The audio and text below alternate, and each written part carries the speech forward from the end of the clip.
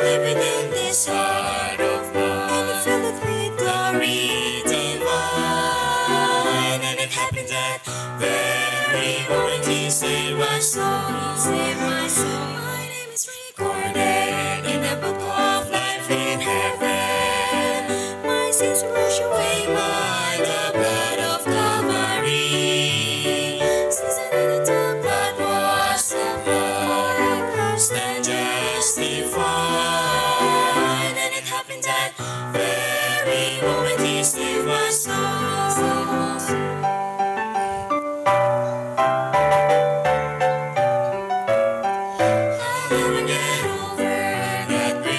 Rich and free, that the more that I live, the more He amazes me. All it is is one moment of time, the days of heaven then meet the light. And it happened that very moment He saved my soul. My name is recorded in the book of life in heaven. My sins are washed away by the blood of Calvary. Since I knew that the blood was applied, lost and justified. And it happened that very moment He saved my soul. And it happened that very moment He saved my soul.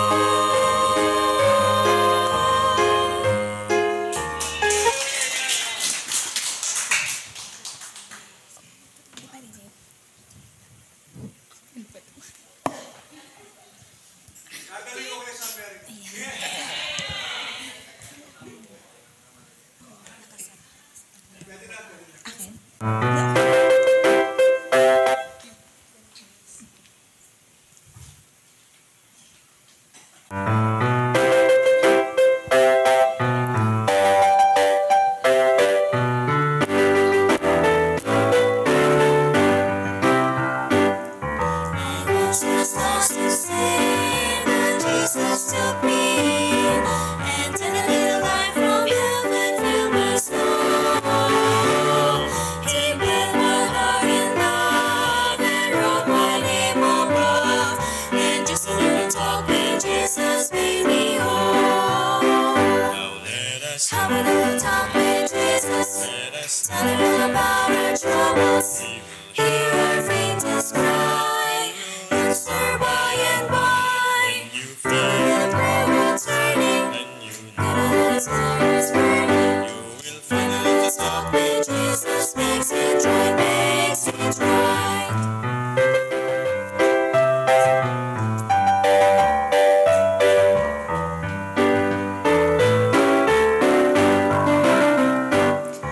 I may have doubt and fears, my eyes being filled with tears, but Jesus is a friend who watches at night.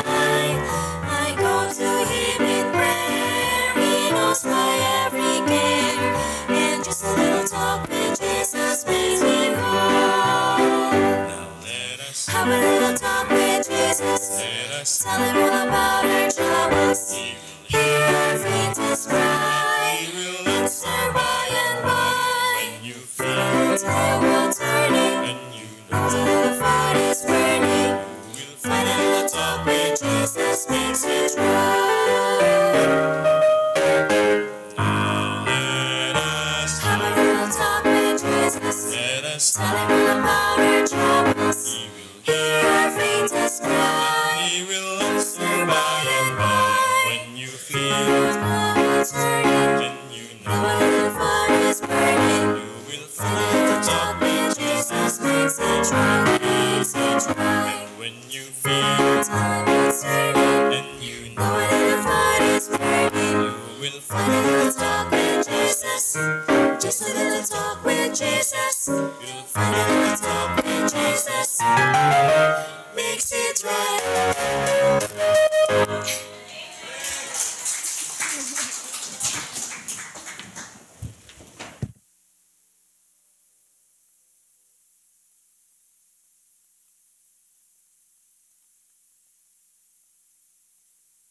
Amen. Praise the Lord sa inyong mga awit. It makes your pastor proud of you. Amen. Amen. Alam nyo, dalang-dala si Brother Brad kasi yung mga awit nila ron. Alright? You sing that song in your church. Oh yeah. It's a cowboy song. So ngayon po, let's open our Bible in 1 Corinthians 16, verse 16 up to 24. Okay, ating pag-aralan po sandali ang ilang mahalagang bungad ng taong ito that we focus on the ministry. Focusing on the ministry. At noong December, nagkaroon tayo ng kantata. May mga young people tayong mga na-win, di ba? And we should work on those young people. Let them be discipled, na kayo magdi-disciple para maging bahagi ng ating church. Okay, so remind ko kayo, yung mga bisita ninyo last December nung ating kantata, ay let's have follow-up. I-follow up natin sila. I will be giving you some booklet for discipleship lesson para masundan po yung kanilang profession of faith last December. Okay, ang sabi po dito ay ano ba yan? Verse 16. Sa 15 nga. 15. Parang hindi yan yung verse ko. Sa 15. Okay. Mali pala yung aking Verse 15 pala. Okay, let me read po itong talata dito. At ang sabi po dito, I beseech you, brethren, you know the house of Stephanas, that it is the first fruits of Achaia, and that they have addicted themselves to the ministry of the saints. 16. That ye submit yourselves unto such, and to everyone that helpeth with us and labored. I am glad that the coming of Stephanas and Fortunatus and Achaicus, for that which was lacking in your part, they have supplied. Let's pray. Lord, we come to the throne of your grace. We ask for your understanding, that we may understand your word. Open our mind, O God, to thy truth, and help us to live by your word as we study it. And this we pray in Christ Jesus' name. Amen. Diyan po sa verse 15, gusto ko lang pong bigyan ng diin. Yung salita dito na sinabi ni Paul was speaking about in 1 Corinthians chapter 16, the letter of Paul in 1 Corinthians mentioned, at least in this chapter 3, of 5 persons. Bumanggit siya ng 5 tao dito sa chapters na ito who were the example, who were the pattern or example of ministering to the saints. Ministering to the saints. Gusto kong bigyan ng diin, how do we minister to the saints? At yun po ang aking topic, ministering to the saints. And notice the word that was used in conjunction with the word ministry of the saints. Look at verse 15. It says, they have addicted themselves to the ministry of the saints. Ay, yung salitang addicted is a negative po sa atin kasi pagka sinabing addicted, you're clamoring for something without control. Alam mo, addict ka sa kape, addict ka sa kung anong mang bagay, you're out of control na something is pushing you to do it. That's right? Something is pushing you. When a person is addicted to substance like marijuana or amphetamine ba yun? Cocaine. You are driven to do it consciously or unconsciously because it's embedded in yourself. It's embedded in your body and in your mind. Ngayon, sabi dito ng Bible that those Christians na tinutukoy dito have addicted themselves, they devoted themselves, they appointed themselves to the ministry of the saints. At least 5 persons were mentioned in this passage, in these particular chapters. Aquila, Priscilla, Stephanas, sino pa yung isa? Meron pang 2 binanggit, and we will look on their life, how they ministered to the Lord, how they ministered to the saints of Achaia. Ngayon, gusto ko lang ilagyan ng points yung verse 15. Go to verse 15 nga atin. That we must be devoted. Yung the word addicted have been translated into other new translation as devoted. Or some other translation, they translated it as appointed. They appointed themselves to the ministry of the saints, or they devoted themselves to minister to the saints. Those were the translation. And I want you to look up to this ministry. What are this ministry that Paul is talking about? Anong ministeryo itong tinutukoy niya? Number 1, for sure, ang kasama dito is the ministry of prayer. When we pray for the saints, it's a ministry to the saints. Diba? When we intercede for the needs of others, when we intercede in behalf of other Christians, that's a ministry to the saints. When you pray, kaya nga, I always, sinasabihan ko kayo lagi that model yung isang church dito that they have been praying yung don't watch prayer na walang hinto for almost 6 years straight. Every day, daily, they pray. The church over this place, they have been praying continuously, daily, every dawn. They call it dawn watch. Every 5 o'clock in the morning, without, walang hinto. They cease not to stop praying. You know what God did? They were given a big property and a big building because they pray. They ask God. Amen. Alam niyo kung tayo ay, ang prayer ko, hindi ako kontento sa lugar natin po dito, mga kapatid. Kinausap ko si Toto at saka si Papang William. If you could look for a place that's bigger, di ba? Na along the highway, then do it. Amen? Di ba? Let's not stop dreaming. Or wag na natin gamitin yung dream. Let's not stop the vision. We ought to be a visionary. Amen? We ought to be a visionary. Meron tayo dapat the vision for the future. 5 years from 10 years. 5 years, 10 years from now. What is on the light? Bible Baptist Church. 5 years from now. So we have to get some, ano tawag doon, yung vision for what would happen 5 years from now. Right? Kaya nga iniisip ko si Brother Brad, 5 years from now, where would he be ministering? Amen? Dati kasi, una, sa Catanduanes, so medyo malayo. Ang hirap puntahan ng Catanduanes. Di ba? You could just fly if you take that mission. But let's pray for our missionary to ilagay sa puso niya yung lugar na kung saan yung gusto ng Lord. God's direction be the place where you would minister.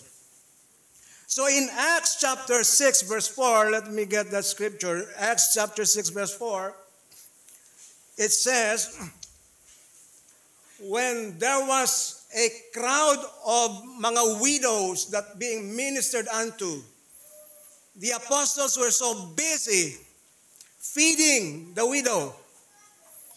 And their time was wasted on, di ba, yung kanilang oras ay na-divert sa pagpapakain. Kaya ang ginawa nila, they have elected 7, 7 ba yung elect nila? Nag-elect sila ng that would take over the task of feeding the widows. Bakit? Kasi the apostle were also ministering on the table. So, in this verse says, but we will ourselves continually, verse 3 mo nga. Sa verse 3, wherefore, brethren, look ye out among you 7 men of honest report, full of Holy Ghost and wisdom, whom we may appoint over this business of feeding yung mga widows. That, verse 4, so that we would give ourselves continually to the ministry of prayer and ministry of the word. Amen? Ang dalawa pong trabaho namin is to pray for you and minister the word to you by teaching and preaching. Amen? So this is ministering to the saints. We are ministering to the saints. Pag sinabing saints, kayo yun. Iba yung ministry to the world. Kasi yung ministry to the world is evangelism. We are ministering to the unbelievers. But meron po tayong ministry within the church, and that's the ministry of the saints. And we do it by prayer, 1, and 2, by the ministry of the word, teaching and preaching, and discipleship, at marami pang word ministry. Amen. And I want you, young people, I want you to take part of discipleship. Ibabalik natin yung ating mga notes noon na yun ay tuturo ninyo sa mga kabataang na inyong na-win. So, yung ministry tinutukoy dito is a ministry of prayer, is a ministry of the word. Kaya napakahalaga yung word. Kaya sabi kanina, Pastor Ted, is if you abide in me and my words abide in you. Conditional siya, di ba? You ask. Hindi ako hindi. I'll give it to you. I'll give it to you. Why? Kasi you abided, you stick on, di ba? You're so connected with Him and with the Word. So therefore, I will give whatever you desire according to my will. I'll give it. Ano yung desire nyo? Amen? So yung pangatlo is the ministry of prayer, the ministry of the Word, and ministry of helps. Meron bang ganon? Ministry of helps? Meron. The book of Romans, meron sinabing ministry of helps. Yung bang ito yung kapatid na walang ibang ministry kung hindi tumulong lang ng tumulong. Meron ganon eh. There are person who does not have the gift of teaching or preaching or something, but he has this gift of helps. Meron pong ganon na binanggit in the book of Romans, the gift of helps. At ito pong salitang help, ito po'y galing sa Kastila o merong sa Spanish word niya na ayuda. Ano yung ayuda? Nakatanggap tayong lahat ng ayuda, di ba? Okay, yung ayuda is either a financial assistance or goods ng pagkain, sa food. That's ayuda. Or the other term is yung socorro. Yung palang salitang, yung pangalang socorro, ibig sabihin pala nun helper. Saklo. Socorro. Kaya may kilala ba kayong socorro pangalan? That means help. It's a Spanish name. Socorro. So ito pong ministry to the saints na tinatawag natin ministry of helps, ito po yung pagtulong natin sa mga kapatiran. Is either by finances or by goods or by assistance of some sort of help. Amen? Kaya meron tayong ministry. Let's remember, you have a responsibility sa kapatid mo. Amen? Pag kami nakita tayong mga kapatid na medyo kailangan, yung necessity nila, let's give them. Yun po yun.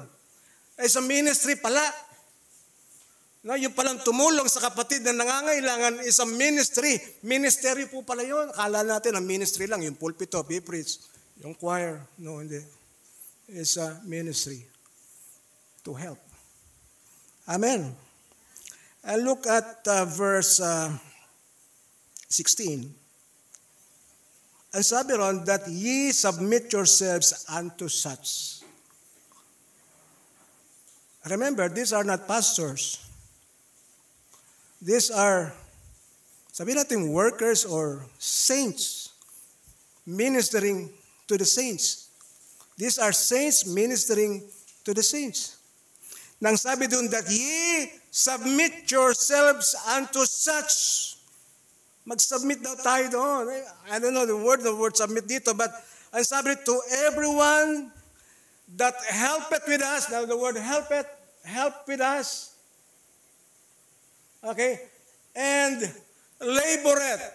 Now, yung dalawang word dito, gusto kong tandaan natin that helpeth, ministry of help, and laboreth. Ano ba naman itong labor? Yung laboring dito, pag sinabing nagle-labor ka, it's more on the physical exertion ng ministry. Meron bang ganun? Do we have some ministry that you exert physical? Yeah? Okay, tatayo ka ng stage. Meron tayong evangelism campaign, magtatayo tayo ng stage. O yun siguro yung laborette, di ba? And even sinabi rito yung mga nagle-labor din sa Word of God is a form of labor. Ibig sabihin, yung sinabi rito na to such that everyone that help with us because they are ministering and to them that laboreth. Di ba? Alam na natin yung mga nanay pagka nagle-labor, di ba? Anong sigaw nila? Anong sigaw ni Luna nung nakaganyan si Luna? their dog has just been cesarean. And the dog was tied both and his tongue is lying down. Diba? Anong sigaw ng mga nanay pagka nagle-labor? Ayaw ko na. Pero after 1 year, nandun na naman siya, nakasanay uli. Ayaw na naman. Amen? Ang paglilingkod sa Panginoon, meron pong labor. May labor talaga. Merong, you have to exert some effort pagka-labor. Kaya nga pagka yung iba nagpo-foreign mission, may physical check-up. Muntik na ako dyan sa may, mission yun? Asian mission. Dumalaw lang ako. Sabi ko, ito requirement. Merong physical check-up. Why? Kasi ang ministry ay may labor. Amen. Kaya ang sabi po dito, unto such submit yourselves unto such. Ano ibig sabihin? Let them minister to you. Yun ang ibig sabihin nito. Let them minister. Just let them minister to you. And then ang sabi dito sa verse 17, I am glad the coming of Stephanas and Fortunatus and Achaicus, for that which was lacking to your part, they have supplied. Ano yun? Nagpapasalamat daw siya kay Stephanas, kay Fortunatus, at kay Achaicus. Pero mo, yung tatlong pangalan pangalan mo sa anak mo, no? Stephanas, Fortunatus, Achaicus. Di ba? That's a biblical name. Okay? Ito pong sinasabi rito that ito pong tatlong ito, since they were ministering to the saints, ang kanilang trabaho is to supply what was lacking in the saints. Anong kulang sa inyo? Kulang ng teaching ito. Tuturuan mo. O anong kulang sa inyo? Kulang ito sa pera. Hilak money, give money. Di ba? Ginagawa nila yun. Kaya nga in verse 1 of that chapter, there was a collection of offering for the poor saints. In verse 1. It's a ministry. When we help the saints for their finances, it's a ministry because in chapter 16 verse 1 it says, for the kukolektahin ko eka on the first day of the month, the first day of the week, kukolektahin ko. And then we will, papadala natin yan dun sa ating kapatid na mga mahihirap dun sa Jerusalem. Ministry of the saints. Amen? Malawak ang ministry. Ngayon, sino po itong tatlong ito? Itong si Stephanas, he was the first convert in Achaia. He devoted himself to the ministry. He opened his house for a house church. Ganon din si Aquila and Priscilla, yung bahay nila is bukas para sa Ebanghelyo. They welcomed the work in their own home para i-cater yung needs ng mga saints. Amen? Okay, kaya buksan natin yung mga bahay natin sa mga Bible studies, di ba? And let's open our... Kaya pag dumating si pastor sa bahay niyo, welcome niyo, huwag niyo sasara ng pinto. Andiyan na si pastor. Naalala ko nung may binibisita kami dyan sa may kawayan, ano? I remember when we were visiting in my place in May Kawayan, we visited a person. We knock doors and then when no one is answering, we just open the door. Ay, malakas na loob. Tao po, is there anyone here? So walang sumasagot. Nakita ko sa gilid ng pinto, di ba, mayroon. Nandun siya nagtatago. He is hiding. Di ba? Because the word is not open to their home. And, di ba? So, hindi ganon. Estepanas was the first convert who devoted himself to the work of God, to the work of the ministry for the saints. Sino pang binanggit dyan? Fortunatus. Who is Fortunatus? Ito pong Fortunatus and others were co-laborers of Paul. He was one of the co-laborers of Paul and he was an exhorter to the saints. Ibig sabihin, ang trabaho naman itong si Fortunatus, ang kanyang ministry to the saints is to exhort, to encourage yung mga Kristiyanong nangihina. Exhorter. No, yung bang pagka natabihan mo ang isang exhorter, hindi ka uuwi na hindi ka nabahagahaginan ng salita ng Diyos. Those are exhorter na minister. At saka itong si tatlong binanggit dyan, si Achaicus. Si Achaicus naman, simple lang ang ministry niya. Alam niyo ang ministry niya? Sa yung tagahatid ng sulat ni Pablo. He was a courier of Paul's letter to the Church of Corinth. And from the Church of Corinth, they will take the letter, yung mga questions nila about their faith, and then Achaicus would take that letter to Paul in prison, and then he will write the 1 Corinthians or 2 Corinthians, and then he will travel back and give it to the church to be read. Ministry of the saints. So ito pong mga binanggit na taong ito, at least meron tayong idea how do we minister to the saints. Yung ilang mga bagay na binanggit dito. At ito yung resulta when, alam nyo, if you are ministering to the saints, verse 18, you are a refreshment to the spirit of the pastor. You are a refreshment. For they have refreshed my spirit and yours. Di ba pag ikaw ay pagod na pagod, when you are so tired and so hot na nandun ka sa labas, ano yung unang mga hanapin? Cold water. At pag ininom mo yung cold water, it refreshes you. It refreshes your feeling. That is how Paul felt when these people ministers to the saints. You are a refreshment. It refreshes my spirit. It renews my spirit. And it gives me strength to go on and continue serving God because of these people who minister to the saints. Amen. Hebrews 6:10. Can you quote? Ang sabi dito, for God is not unrighteous to forget your labor of love.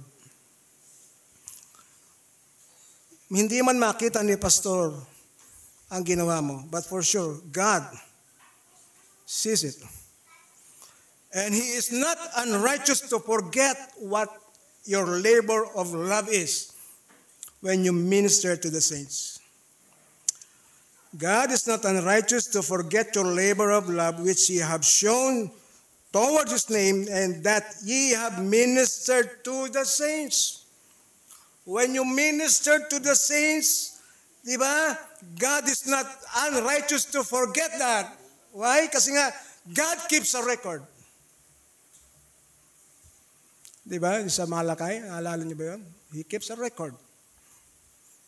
Ano ba yung tawag yun? Makalimutan ko na yun. He keeps a record of your good deeds. Kaya nga sabi dito that you have ministered to the saint. God is not unrighteous to forget that love that you have that shown that love. Amen? Kaya nga, when you minister to the needs of your brother or sister, you are ministering to them at the same time you are serving siyempre si Lord. We're serving God. Amen po ba yun? Amen? And then, sa verse 19, balik tayo sa Corinthians 16. In verse 19, the churches of Asia salute you. Aquila and Priscilla salute you much in the Lord with the church that is in their house.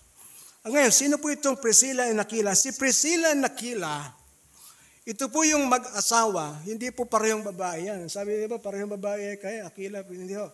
Aquila yung lalaki. Priscilla, siyempre, yung babae. Now, they are not sisters. They are couples. Anong ministry meron po itong dalawang ito?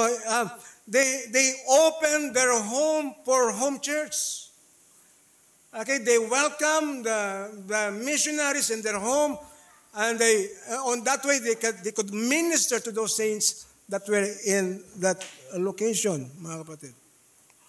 At hindi lang po yan, may binanggit sa Romans chapter 16, hindi na po natin titinan. I'll just read it, and sabi rito, greet Priscilla and Aquila, my helper in Jesus Christ.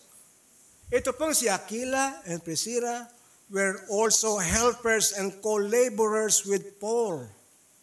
Hindi lang siya nagse-serve sa church, kundi he is also serving Paul. Amen. Hindi lang siya nagse-serve sa church, kundi pinaglilingkuran niya rin si Paul. At ang sabi rito, he even laid down their life. They laid down their neck. Itinaya nilang kanilang buhay para kay Pablo to protect Paul from the attack of those unbelievers. Romans 16:3-4 nga, buksan nga natin para mas makita po ninyo. Romans 16:3 and 4. Romans 16:3 and 4. Greet Priscilla and Aquila, my helpers in Christ Jesus. Yan sabi ni Pastor Ted. Christ Jesus. When we pray, don't pray lang ng Jesus, di ba? Okay? And verse 4, hindi lang siya helper ni Paul, hindi lang siya minister ng saints, but who have for my life laid down their own necks. And to whom not only I give thanks, but also all the churches of Athens. Sino sa atin ang itataya mo ang buhay para lang sa pastor mo? Para mahirap yun. Ikaw na lang dyan, pastor. Bahala ka sa buhay mo. Who among us would lay down his neck to protect your pastor? Diba, time ngayon siguro, and I believe na pagka talagang sukulan na, you would protect your pastor, di ba? Pero one of the qualities of Aquila and Priscilla, they have laid down their neck. Ibig sabihin, they endangered their lives for the sake of the gospel. They have endangered their life for the sake of ministering to the saints. Di ba? When we minister to the saints, nung panahon nila, taya ang buhay. Ngayon, hindi naman taya ang buhay ngayon, di ba? And yet, we do not minister to the saints. But back then, when you're a Christian, di ba, yung buhay mo nakataya.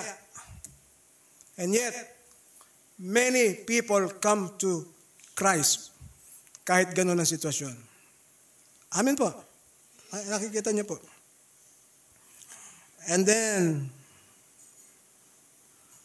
baba tayo dito sa, hindi ko na babanggitin yung iba. Sa verse 22, bakit binanggit ito? If any man love not the Lord Jesus, if any man love not the Lord Jesus Christ, let him be anathema, Maranatha. Let him be a curse, anathema, Maranatha, Lord come. Why? Bakit po sinabi po ito? Kasi in spite nung devotion ng mga taong ito, at pag hindi mo pa nakita ng iyong mga mata ang gaano naglingkod ang mga naon ng Kristiyano sa atin, you're not showing your love for Him. If you do not have that devotion like these people that have been mentioned in these chapters. As if Paul is saying, love the Lord. Love the Lord for His name's sake. Love the Lord for His goodness to your life. Love the Lord. Pastor, si missionary Brad, ang dami ng pangyayari sa buhay niya, meron siyang dahilan. He has all the reason to question God. He has all the reason not to serve God because of what happened to his life. And yet he gave his life. It's uncomfortable to serve as a missionary in this country. It's hot. No modern facilities here. And his mother church, his home church is telling him, you go to Germany, where life is easy. Di ba? Maganda buhay sa Germany, but he did not go to Germany. He wanted Philippines. Yeah? The Lord wants him to be here. Yun ang maganda. It must be God's direction, not our inclination, but God's.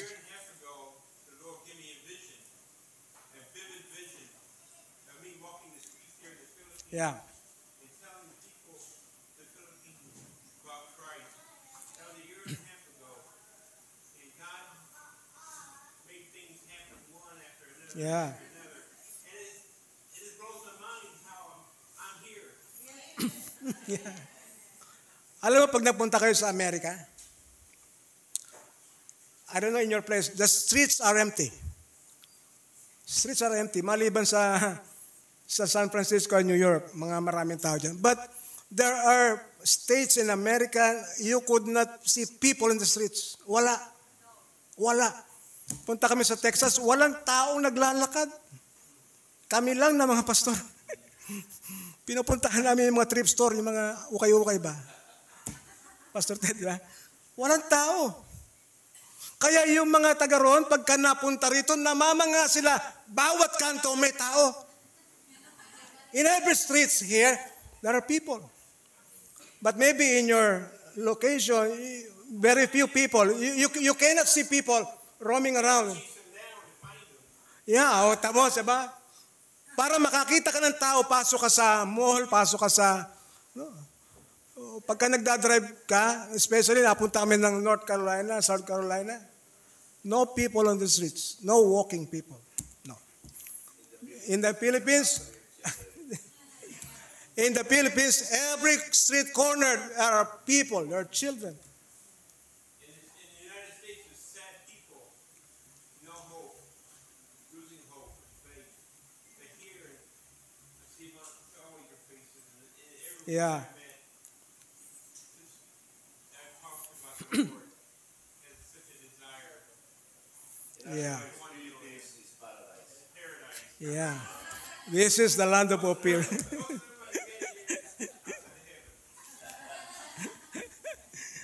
Yeah, amen. Nakita nyo na.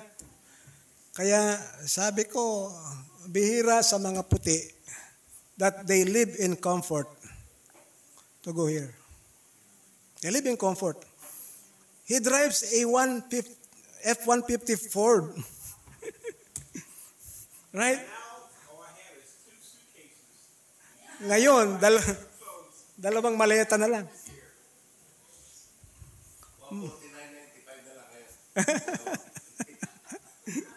Nabawasan na yun. Let's pray for yung mission place na ilalagay sa kanya ng Lord. Di ba?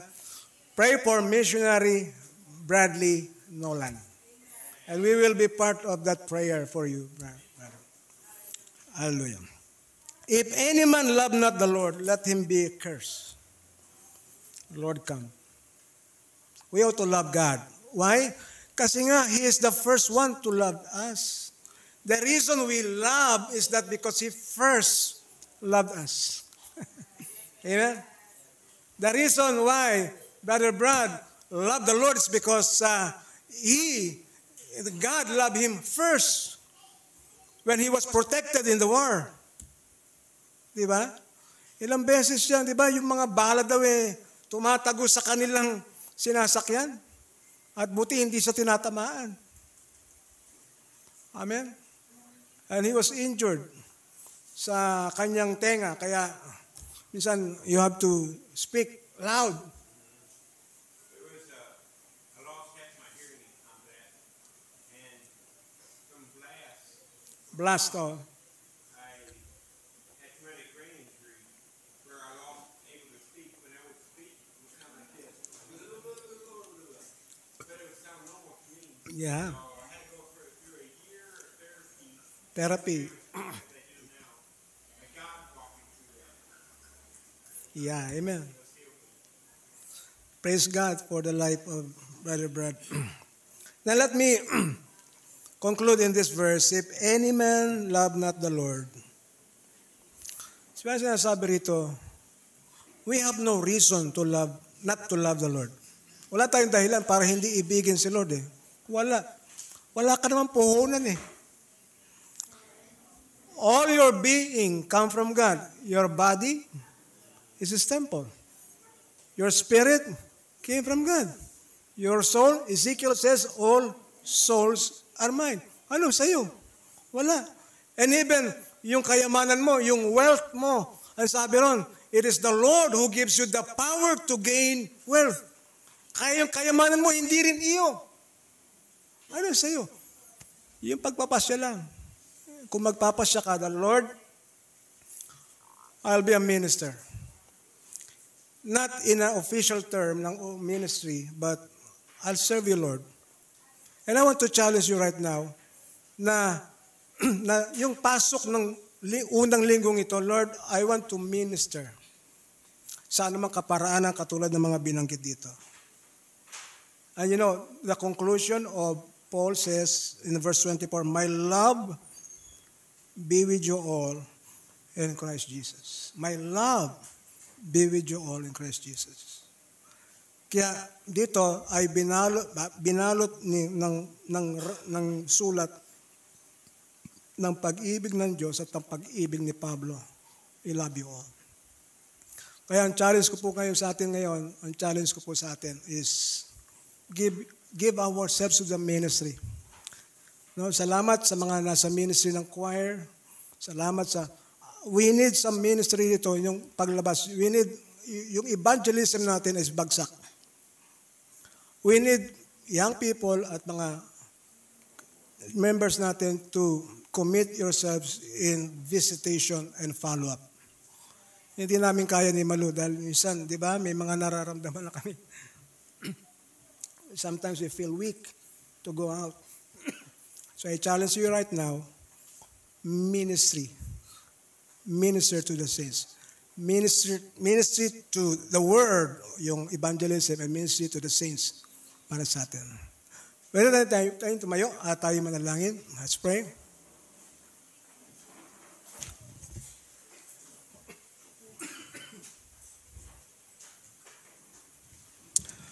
Father, we come to you, the throne of your grace. We ask, we will commit ourselves to you in the ministry of the saints. That in the ministry of the saints, it includes the ministry of prayer. I ought to pray for my brother and sister. It includes the ministry of the word. That means I have to study the word. I have to dig deeper in the word of God that I may minister to others. Lord, help me